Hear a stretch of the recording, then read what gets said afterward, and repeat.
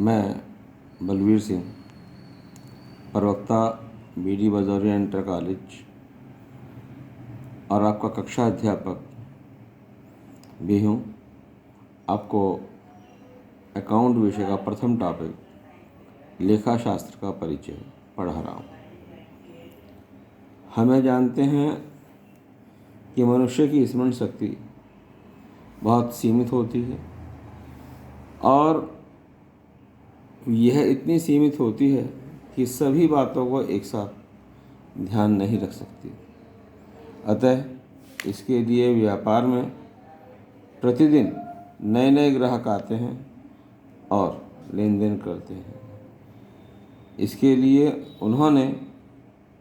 उन्हें लिखने की आवश्यकता पड़ती है। वैसे भी मैं आपको ये बता दूं कि अकाउंट का अपना एक फंडा है। लेखा शास्त्र का अपना एक फंडा है। पहले लिख फिर दे, भूल चूक कागज़ से ले। इसलिए लिखना बहुत आवश्यक होता है और लिखने की इस प्रक्रिया को ही हम लेखांकन कहते हैं। लिखने की इस प्रक्रिया को ही हम क्या कहते हैं? लेखांकन कहते हैं। तो प्रश्न उठता है, लेखांकन क्या है? लेखांकन व्यापार की वह प्रणाली है जिसमें प्रत्येक प्रकार की लिखने की प्रक्रिया को अपनाया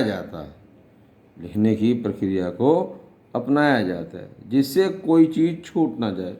मैंने आपको स्पष्ट किया कि पहले लिख फिर दे, भूल चूक कागज़ से ले। इस प्रक्रिया का हमें ध्यान रखना है, इस बात का हमें ध्यान रखना है। अर्थात लिखने की विशेष प्रक्रिया को हम लेखा शास्त्र कहते हैं। लेखा शास्त्र की निम्न विशेषताएं होती हैं। नंबर 1, अलग अलग लेखा विभाजन।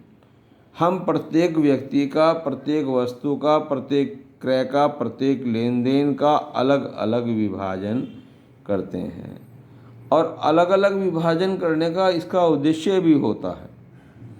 उद्देश्य यह है कि हम क्रय का अलग लेखा करें, विक्रय का अलग लेखा करें, क्रय वापसी का अलग लेखा करें, विक्रय वापसी का अलग लेखा करें, रोकड़ पुस्तक का अलग लेखा करें, जिससे हमारा अलग अलग शेष निकल कर सामने आ जाए।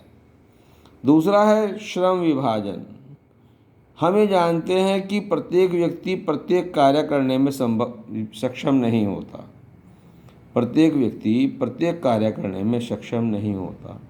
अतः क्रय का विभाग अलग व्यक्ति को दिया जाएगा, विक्रय का विभाग अलग व्यक्ति को दिया जाता है, रोकड़ का विभाग अलग व्यक्ति को दिया जाता है और मैनेजमेंट का विभाग अलग अलग व्यक्तियों को दिया जाता है। तीसरा हमारा है जटिल समस्याओं को सुलझाना।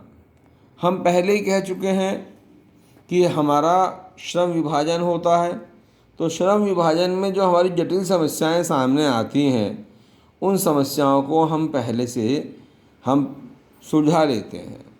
मतलब क्रय खाता हमने बनाया तो क्रय खाते की जो जटिल समस्या सामने आई उसको सुलझा लिया। विक्रय खाता बनाया, विक्रय खाते की जो जटिल समस्या आई उसको सुलझा लिया।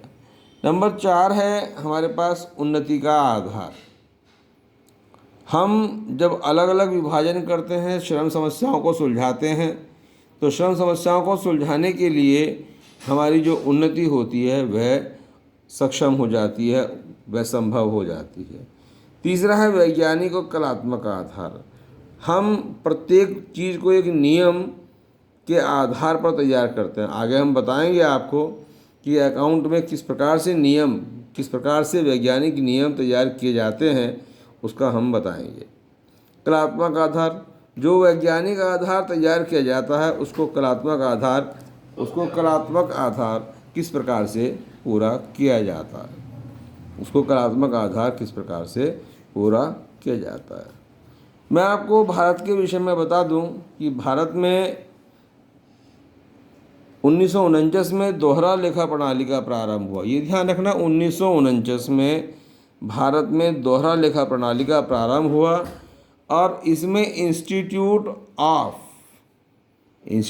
ऑफ चार्टर्ड अकाउंटेंसी की स्थापना इसी वर्ष की गई थी। इसके कुछ सदस्यों को लेकर के एक ग्रुप तैयार किया गया था।